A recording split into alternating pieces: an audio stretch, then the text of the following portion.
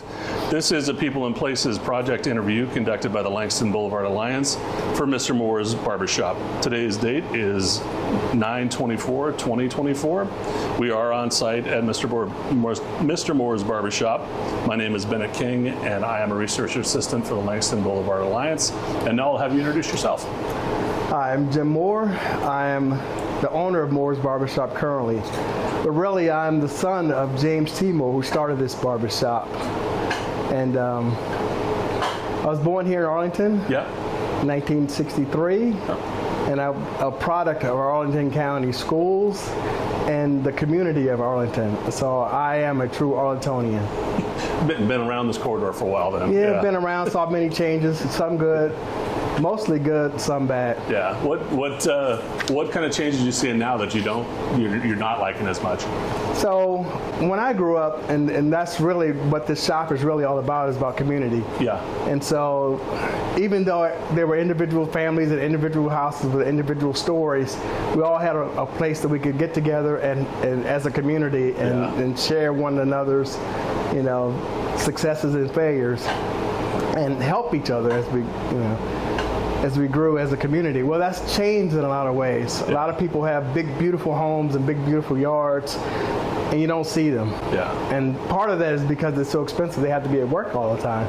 But the other part is they go to work, they come home, they might wave at you, "Hey, Joe," and then go in the house and close the door and you never see them. Yeah. And that's the part that's changing. And that's just not an Arlington problem. That's Yeah, it is everywhere. That's a world problem. Was this a social hangout as well? It was. That's how it really started like that. It was a men's club, because black people in Arlington at that time couldn't get together. We couldn't go to the theaters here in Arlington. We had to create our own spaces. The church was part of that, and places like this was part of that as well. Yeah. So let's talk a little bit about the history of this place. When did it start? How did it start? That type of thing. Can you get that? You can go ahead. You can take place where you want. Okay, so tell us a little bit about how the barbershop, Mr. Moore's, got started, when it got started, that type of thing. So my dad is from North Carolina, Sampson County, and he went to barber school with a friend of his called Mr. Becton, Rudolph Becton. And so they were pretty good friends. They both graduated from barber school, and Mr. Becton's wife lived in Arlington County. Mm-hmm. And she told him that Arlington was a place a good place to start a business, a good place to go, because it was progressive, close to D.C., which at that time was a booming city for African American people. Yeah. And so he could do really well here. So he came here, and his wife's family lived here, so they had a place to stay and helped them, a support system to start. And so he started a business cutting hair at the small barbershop next to a nightclub called Gooseby's, which is where the KFC is now.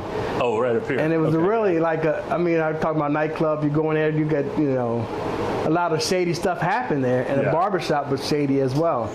And so my dad and Mr. Becton grew up in North Carolina, which was a small, country town with church on Sunday and family dinners and all that kind of stuff. And what was going on next to that shop at that time was not what he was used to. Yeah. He wanted something different. He wanted something more simple, more, down home, what he was used to. And so he, started this business by itself.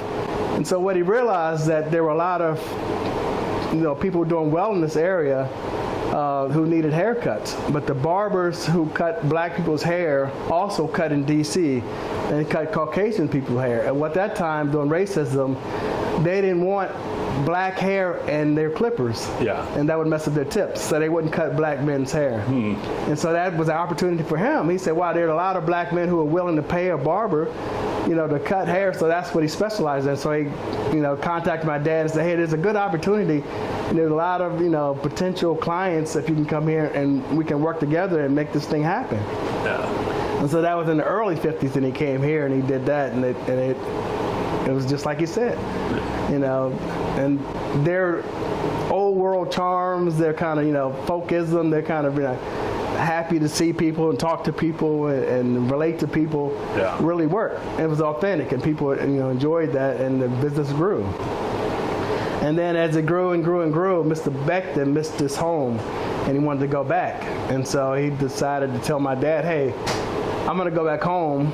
You know, I'll sell you my part of the business, and you can do what you will with it. Yeah. And so that's what he did. And so he went back home, and he's still alive. He's in his 90s, 93. He can do push-ups, you know, right now on his hands.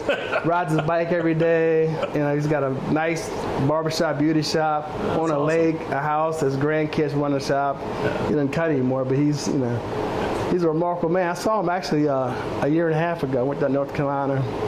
Oh, that's cool. To see my uncle. Yeah. Yeah, and he had him come. We went to the restaurant, and he said, "I got a surprise for you." And it was Mr. Bector. He looked the same. You know, a couple little wrinkles here, but you know, no obesity and no health problems, and you know, I'm pretty happy. Oh, that's cool. But anyway, so my dad started the business here. Took over the business by itself, and because back then and more, so it was B&M Barbershop. Yeah. And then when the B left, then it was just Mr. Moore's Barbershop alone. And then he moved right into this spot from then? Okay. Yep. And that was, I see 1960. That was 1960. That's exactly right. Yep. Okay, so let's talk about your memories of barbershop. That's what we want to focus on today. I want to talk about what are some of your earliest memories of being in the barbershop? Well, as a young kid, I went to Glebe Elementary School, one of the first people when they first built a brand new school, which is right around the corner from here. And so my dad, at 7 years old, back then you could walk to school, you didn't have to worry about any kind of issues like we have today. And on the way from school, I'd have to stop here to shop and clean the sinks, empty the trash, you know, do that kind of stuff. My dad paid me $1 a day. Yeah. And so at the end of the week, I only worked 5 days a week, but he gave me $7. And I was like, Dad, that's too much money. It should be $5. You know, I'm a pretty good student at Glebe Elementary School. And he's like, no, the $2 is because you did a good job. That's a tip. So he gave me $7. But he said, out of that $7, you have to take $3.50 and put it in the bank which is now Wells Fargo. Back then it was First Union and changed many times. He said, you could save half the money, and then with the $3.50, you can do whatever you want with it. And so in our community across the street in Halls Hill, they had a little small candy store called Miss Allen's.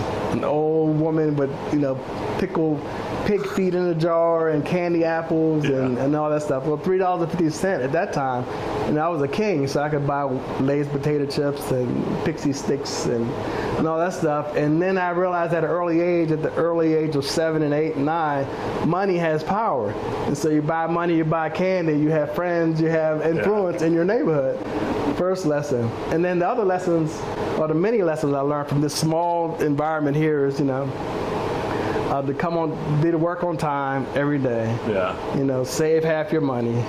And then just watch the men interact with one another, you know, and talk about the issues of the day, not just the sports, but mostly, you know, happy stuff. But then sometimes you're sitting in the corner just listening and hear my dad talking to a man, or listen to a man talk about his problems with this, you know, his job that he just lost, so he can't make his, you know, pay his bills or whatever, and they're just kind of, you know, relating. You know, it's like, oh, that's how men talk to one another. Yeah. When they're not, you know, laughing and drinking and whatever they're doing, you know. Now what happens is, especially since the pandemic, is kids don't get a chance to see the way grown people should act. Yeah. You know, how to relate to one another, how to communicate. Yeah. Everything is, you know, digital media stuff, or even on their computer games.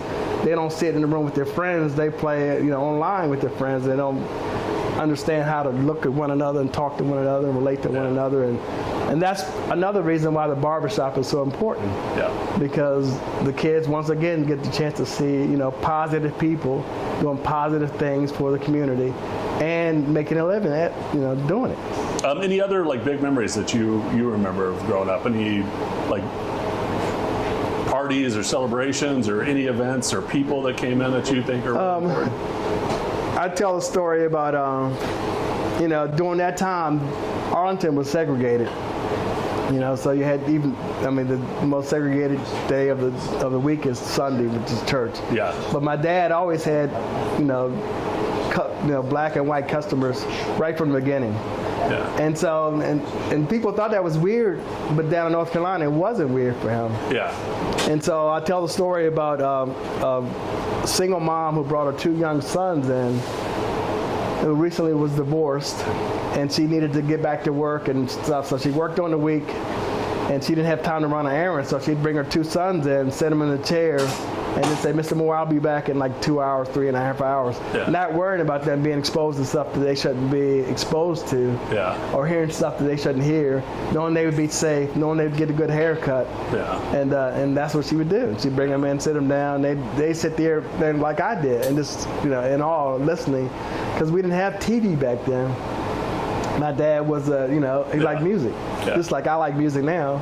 And that's why I have my guitar over in the corner to, as a part of the bringing the young kids and expose them to music and that kind of stuff. But anyway, and so I told that story. He got an award from Arlington County one time, and I told that story, and there was a lady in the audience. She said, "That's a true story. I'm that lady." Wow. Yeah, I mean, her kids are grown up. One's a doctor now, and he lives in New Jersey and all that kind of stuff. And people were just freaking out on it. And so That's so you cool. probably can find that story somewhere because they did a little article on that. Yeah, that's It was really pretty cool. Yeah. Okay, let's talk about your progression. You started at 7 years old working here. What was the progression over the years? Like, how did you, you can come on in. Yeah. So what happened is that in the early 70s, everybody got haircuts. It was a good business. It was nice.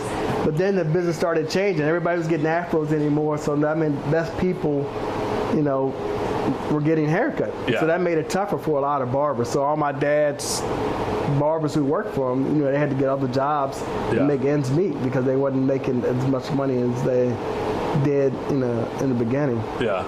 And so what he had to do was change with the times too.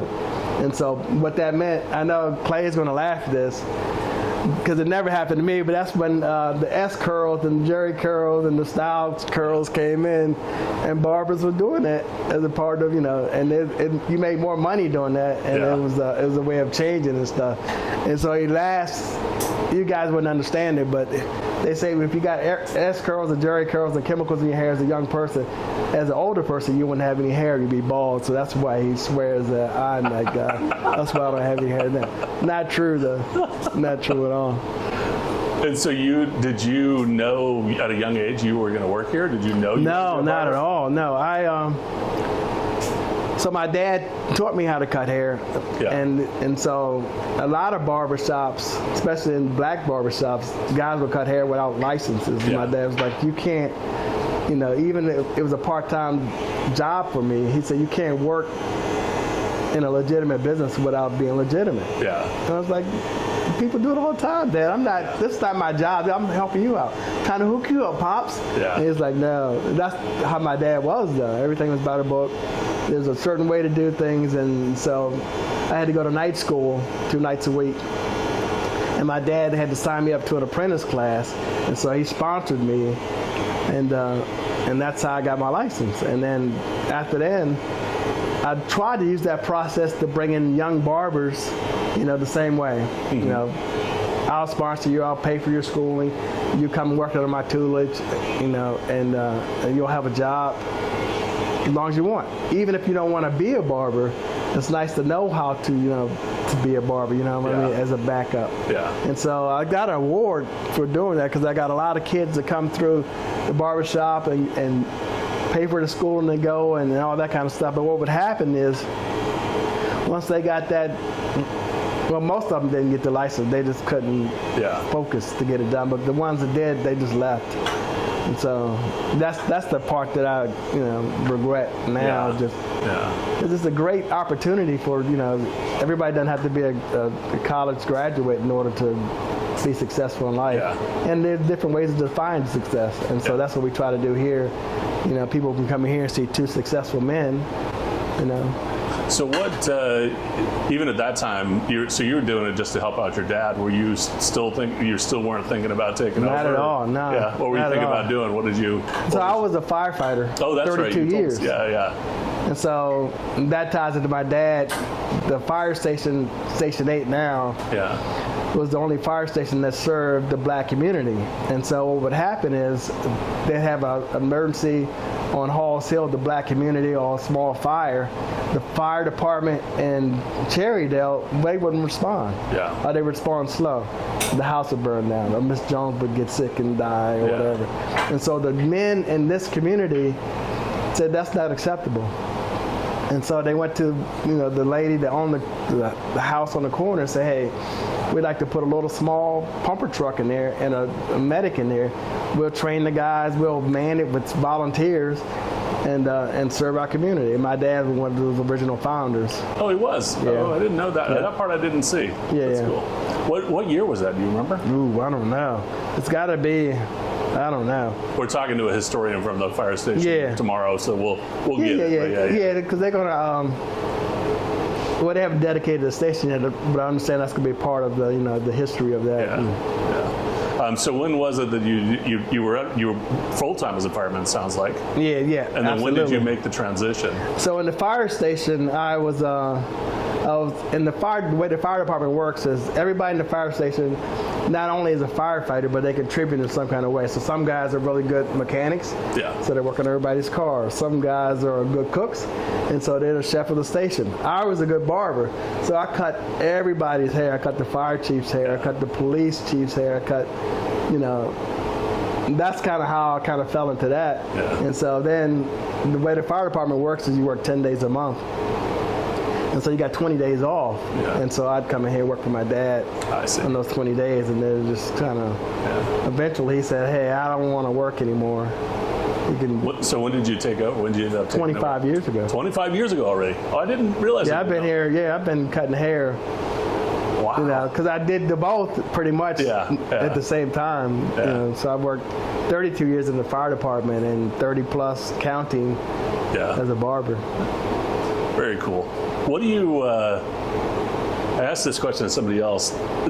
From everybody I hear, that fire station sounds like it was more than just a fire station. Absolutely. What did it mean to the community? What do you think that fire station represented? I was telling you that I wasn't allowed to go to the movie theater, which is now the Arlington Credit Union. Yeah. When I was a kid. So the fire station was our theater. And so the men in the fire station, they would put a great big sheet up with the old 8mm projectors, and they show movies for the kids and have different treats and stuff. They do all kinds of stuff that create family and community. That's what I was talking about before. So the different spots, the fire station, Langston Community Center, the playground, all those kind of hubs were community hubs where people gathered and could. Yeah. So it basically was a community center and a fire station. Absolutely. Yeah. Absolutely. Okay. You already talked about the role in the community, but let's talk about this. Why do you think legacy businesses like this, long-time businesses of any kind, why do you think they're important to remain in business? Why should they be in business or stay in business in these communities? Because they're two things. They're a connection to the past and a way to the future. Yeah. And so it shows you the way that society's supposed to work. Yeah. We're supposed to work communally. That's basically, humans are communal people. They want to interact with one another. They want to, what's going on with you, Ben? Yeah. That kind of thing. Yeah. And this is an environment to do that. Okay. What kind of advice would you give now that you learned from your father or learned through your own time here? For a new entrepreneur, somebody starting out as a small business, what advice would you give them? To be authentic. To figure out who your customer is, why you want to be in business, and then stay true to yourself. That's a great one. It's as simple as that, though. It really is. Yeah. Okay, let's talk about, you talked about some of the changes in the neighborhood. What's changed for you? Like, has the clientele changed? Is it? Absolutely, okay, What's going on with that? So Arlington is a transient community now, and so we got all types of people in. That's really one of the strengths of African American barbers, because we have all types of hair in our communities. Yeah. And so that makes us better barbers. Just by Malcolm Gladwell talked about 10,000 hours of doing something. Yeah. So you got 10,000 hours of cutting straight hair, 10,000 hours of cutting curly hair, 10,000. You just get better. It's just a cooler environment, I guess. Yeah. Okay, we finished up, so we wanted to make sure we get it done in a typical session, like you're cutting our hair type of thing. So, any other stories you wanted to share about that? Nah, that's cool. I hope you got what you needed. I did. We wanted to focus on kind of your stories for this. So, who's one of your favorite customers like you've ever had? Like, what was? The gentleman right there. I got his picture right there. I got his book right here. John Thompson. Yeah. Yeah, and so. I tell the story when he first came. He's been coming here forever before he passed away. But when he first came in the door, first of all, he's too big enough to walk through the door, so he's got to bend down. And so I say, hey, Coach, come on in and sit down. So he sits in my chair. You can see if I turn the handle like this, I can lean it back so I can shave somebody, right? Yeah. But if I turn it like this, it locks. When Coach Thompson sat in the chair, he's such a big man that he sat down and wham, he's laying out. I was like, wow, my goodness, Coach. He's just a monster of a man. I tell the story about him, though, because he's such a big, intimidating person, and that he scares everybody. Yeah. And so this little kid, he runs in the shop, and one thing Coach would always have to do is go to the bathroom first. Yeah. And then get his hair cut. And the little kid came in the shop, and Coach came out of the bathroom, and they meet in the middle. And the little kid is this little, and Coach is 7 feet tall. And the kid looks at him, and I look at the coach and the kid, and Coach looks at the little kid. And I know it's only a second, the kid's either going to lose it or something, but his personality, I mean, he loved kids, and kids loved him. And you can see the kid just melt down, this gentle giant. Yeah. And I was like, wow. I told his son that story one time, and he was like, yep, that's my dad. That's so cool. Yeah. And he lived in the neighborhood? You said he came in all the time? I didn't realize he lived he lived down in Roslyn. Oh, that's cool. Yep. Well, hey, thanks for your time. Thank you very much. I know you're busy, and I'm glad we could fit it into a short time and get you in. And